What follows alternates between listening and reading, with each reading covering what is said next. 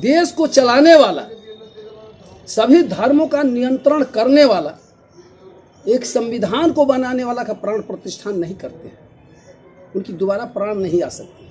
किसी एक धर्म को, किसी एक व्यक्ति के लिए, किसी खास जो है वंशज के लिए उन्होंने अपनी जान गंवाई या नहीं गंवाई, उसकी प्राण प्रतिष्ठा हो रहा है। तो मैं यही कहूँगा कि ये देशवासियों से कहूँगा कि ये अज्ञानता जो आपके अंदर है, ये अंधविश्वास है, उस अंधविश्वास से हट करके आप ज्ञान में आए।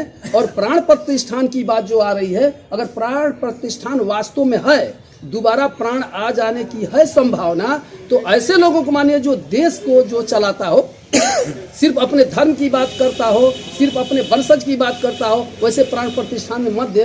पूरे देश को, हर धर्म की रक्षा करने वाले का जो रक्षा करने के लिए जिन्होंने देश को बनाया, देश को चलाने के लिए जो संविधान बनाया, देश कैसे चलेगा, उस व्यक्ति का प्राण प्रतिष्ठान सबको मिलकर, सारे धर्मों के लोगों को मिलकर करना चाहिए। प्राण प्रतिष्ठान का मतलब क्या होता है सर? प्राण प्रतिष्ठान का अर्थ होता है उसको फिर रिपीटेशन करना, फिर दोहराना, उनकी यादें, भूली हुई चीज़ों को दोबारा लाने का काम करना, ये प्राण प्रतिष्ठान हुआ। तो सिर्फ उनको लाएंगे, उनका नाम लुप्त तो होगा नहीं। आस्था सबके अंदर होती है, आस्था दिल में होनी चाहिए, आस्था उजागर करने की बात नहीं होती। तो ये उजागर मात्र अगर उजागर करते हैं तो सिर्फ एक व्यक्ति का नहीं करना चाहिए। जितने भी भारत के महापुरुष हैं, किसी भी धर्म के हों, किसी भी वर्ग के हों, किसी भी जाति के हों, अगर भारत के जितने महापुरुष हैं उनका प्राण प्रतिष्ठान है कि भारत फिर सब उस जैसे जमाना था, जैसे लोग संस्कार में पलते थे, जो भारत की संस्कृति थी, वो संस्कृति फिर यथावत बनी रहे। तो सर इस पे आप क्या कहना चाहते हैं, वो क्या गलत है? मैं गलत तो नहीं कह रहा हूँ, मैं तो ये कह रहा हूँ भारतवासियों को, यदि ये सही है तो इससे भी अच्छे प्राण प्रतिष्ठान लोगों को फिर से लाना चाहिए, जो इनसे अच्छे काम किए हो। इन्होंने तो किसी धर्म के लिए काम किया था। इन्होंने कहा था कि रघुकुल रीत सदा चला जाए, प्राण जाए पर वचन न जाए। ये तो सिर्फ रघु वंश के लिए लोगों ने। हिंदू धर्म का ये भगवान है, इसको भगवान माना जाता है, इस पे क्या कहेंगे आप? भगवान दुनिया में है ही नहीं, भगवान है ही नहीं, क्योंकि यदि सब मनुष्य एक हैं, अगर ज्ञानेंद्रियां, इंद्रियां उनकी कायम एक जैसा करती है हर मनुष्य की, तो उस मनुष्य के ऊपर कोई भगवान की नहीं हो सकता। और कभी भी भगवान महापुरुष होते हैं, उपदेशक पैदा होते हैं, गुणवान पैदा होते हैं, महापुरुष पैदा होते हैं, भगवान का कभी पैदाइशी नहीं होती। इसलिए मैं कहूँगा कि ये अज्ञानता है लोगों की, ये किसी खास मानने और मनवाने की बात है, ये आस्था भी नहीं कह सकते। यहाँ भगवान पैदा नहीं है भारत में। पत्थर में प्राण जा सकता है तो मनुष्य में क्यों नहीं? अरे भाई, यहाँ की पत्थर, इस यहाँ की भारत की भूमि की पत्थर चुंबकत्व है, इस बहुमूल्य पत्थर हैं, तो उस पत्थरों में क्यों नहीं बना करके लाता? वो तो पत्थर को होना चाहिए ना। सीमेंटेड पत्थर करके कहता है भगवान है। अगर सीमेंट से भगवान हो जाता है तो सीमेंट बनाने वाली जो फैक्ट्री है वो कितना बड़ा भगवान होगा? हमें प्रश्न कर रहे हैं। तो सर ये सब झूठी बातें हैं, विडंबना है। सबसे बड़ी बात यह है कि मनुष्य के अंदर करुणा, विवेक और यही मनुष्य के वैज्ञानिक तार्किक चेतना का जो मौजूदगी होती है, वह सबसे होती है। वह भगवान की देन नहीं है, वो अपनी निजी देन होती है। क्या ये देशवासियों क्या मूर्ख है कि प्राण प्रतिष्ठा मना रहे हैं? हम देश को मूर्ख तो नहीं कह रहे हैं, ये कह रहे हैं कि अज्ञानता में जो हो भाई, और प्राण प्रतिष्ठान, इससे भी अच्छे कर्म करने वाले को प्राण प्रतिष्ठान का नाम क्यों नहीं दे रहे हो? तो इसको भगवान माना जाता है हिंदू धर्म में। हिंदू धर्म, सारे हिंदू के लोग थोड़े, मुसलमान इसको थोड़े भगवान कहते हैं, ईसाई धर्म थोड़े उसको भगवान कहते हैं, बौद्ध धर्म के लोग थोड़े भगवान कहते हैं, जैन धर्म के लोग थोड़े भगवान सर ऐसा तो नहीं, धर्म के लोग थोड़े भगवान करते हैं। ऐसा तो नहीं है। बहुत से आपने पूरे भारत इनको भगवान मान रहा है। अभी बहुत से मुस्लिम वर्ग के लोग भी उस अयोध्या में अभी जो गए हैं, अभी जहाँ प्राण प्रतिष्ठा हो रहा है, तो बहुत से वर्ग के लोग हैं। क्या आप इस पे कहना चाहते हैं, बताइए। देखिए सर, भगवान नहीं होते तो जाते लोग? ये जरूरी नहीं है कि भगवान पर लोग जाते हैं, ये जरूरी नहीं है। एक राजनीतिक है, राजनीतिक मुद्दा है। देश को, भगवान की आस्था को राजनीति में डालना, ये सबसे बड़ी हमारी मूर्खता है।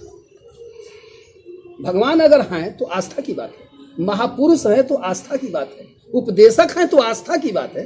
ये किसी प्रचार और प्रसार करने की बात नहीं है। और वही राजनीतिक आदमी वो कौन सा विद्वान कौन सी लेखनी लिखा है? बहुत से विद्वानों की लेखनी को हम लोगों ने पढ़ा है, विदेशियों को और भारतीयों को। उनकी कौन सी लेखनी है? मौखिक लेखनी है ना, सिर्फ उसकी मौखिक लेखनी है और लेखनी नहीं है, वो मौखिक है। वो राजनीतिक सत्ता है। अगर होता तो अपनी मत, अपनी विचारधारा को अभिव्यक्त करता और देता लोगों तक। बड़े बड़े विद्वान पढ़ करके उस पर चिंतन मंथन करते, उस पर थेसिस लोग करता, लेकिन ऐसा नहीं है। देश के प्रधानमंत्री को आप क्या कहेंगे सर? अरे देश को प्रधानमंत्री को तो यही कहेंगे, हम तो भाई असफल भी कहते हैं। और सफल होते तो पूरे देश को चलाते। देश को चलाना तो यहाँ के संविधान में लिखा हुआ है कि अनपढ़ लोग भी देश को चला देते हैं ना। लेकिन उसका पीए कौन हो, असिस्टेंट पर्सनल कैसा होता है, ये होता है। उसका सचिव कैसा होता है, अनपढ़ होता है। अनपढ़ लोग भी भारतीय संविधान में 18 वर्ष से लेकर के जो अनपढ़ हो या पढ़े लिखे हो, उसको चलाने का संविधान ने अधिकार दिया है। ऐसा थोड़ा होता है कि देश नहीं चला सकता, लेकिन चलाने वाले पढ़े लिखे लोग होते हैं। तो सर नए युगों के लिए क्या आप संदेश देना चाहते हैं? नए लोग को यही कहेंगे कि वैज्ञानिक चेतना डिजिटल इंडिया कर रहे हैं, तो डिजिटल इंडिया में पाखंड आडंबर से थोड़ा हट करके बात करें, क्योंकि वैज्ञानिक सारे लोग विज्ञान पर चल रहे हैं और तू अभी जो है उस पाखंड पर न चले। अगर विज्ञान आकाश में जा रहा है, चंद्रमा पर जा रहा है, मंगल ग्रह पर जा रहा है, तो तू क्यों इस धरती पर अभी तू छिपे हुए हो भाई? अनुकरण क्यों नहीं करते? उसका फॉलो करो। बड़े विद्वानों ने जो अपनी चेतना व्यक्त की है, जो वैचारिक क्रांति लाई है, जो बहुत से लोग वैचारिक आंदोलन किए हैं, उनके विचारधारा पर क्यों नहीं चलते हो? देश गुलाम था तब उस समय कहाँ लोग थे? 33 करोड़ देवता कहाँ था? तो 33 करोड़ देवता देश को बचा नहीं पाया और सदियों से आज तक गुलाम रहा देश। 1947 में देश स्वतंत्र हुआ लेकिन हमारा देश हमेशा गुलाम रहा। आर्यों का रहा, कुषाणों का रहा, शक का रहा, सिथियन का रहा, हुण का रहा, मुगल का रहा, अंग्रेज का रहा।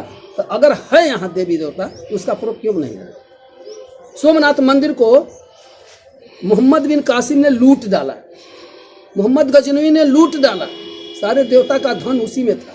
सारे 33 करोड़ देवताओं ने रक्षा नहीं कर पाया।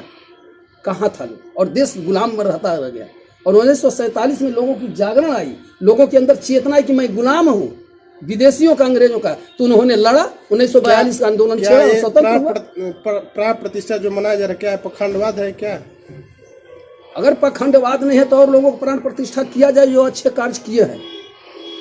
तो इस पे आप क्या कहना चाहते हैं? हम यही कहना चाहते हैं कि अगर प्राण प्रतिष्ठा सत्य है भाई, अगर विद्वानों ने इसका रिसर्च करके रखा है, वैज्ञानिकों ने इसको रिसर्च करके रखा है, खोज करके, कि हाँ है वास्तव में जैसे है कि मैं ये कहता हूँ कि जिंदा जो है स्वर्ग में जा नहीं सकते, अब मरा हुआ व्यक्ति बता नहीं सकता, तो स्वर्ग और नरक की खोज किसने किया?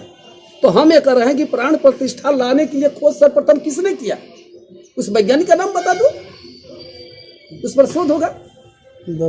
अंतरिक्ष में जाकर के खोज किया या जमीन के अंदर पताल में खोज किया? क्षेत्रवासियों को क्या कहेंगे? मैं अपने क्षेत्रवासियों को कहूंगा कि जितने आडंबर ये जातिगत प्रचार जो भ्रम है, अपनी जाति की प्रचार हो रही है, मैं आप लोगों से कहूँगा ये जाति की प्रचार आप लोग न करें। एक ऐसे महापुरुष के साथ जो है प्राण प्रतिष्ठा की बात न करें, उनकी विचारधाराओं से चलें। उनकी जो आंदोलन है उसके आंदोलन का जो है लेकर के अपनी व्यवस्था में परिवर्तित करें। यह जो होते हैं यहाँ के मैं नौजवानों को, यहाँ के महापुरुषों को, यहाँ के निवासियों को, मैं अपने क्षेत्र के निवासियों को यही कहता हूँ कि इस भ्रम में न पड़े, इस पाखंड में, इस आडंबरवाद में न पड़े। अपना परिचय हुआ? मेरा नाम जयचंद प्रसाद, मैं कमीर जिला का रामगढ़ क्षेत्र का रहने वाला हूँ। ठीक है, चलो बहुत बहुत धन्यवाद।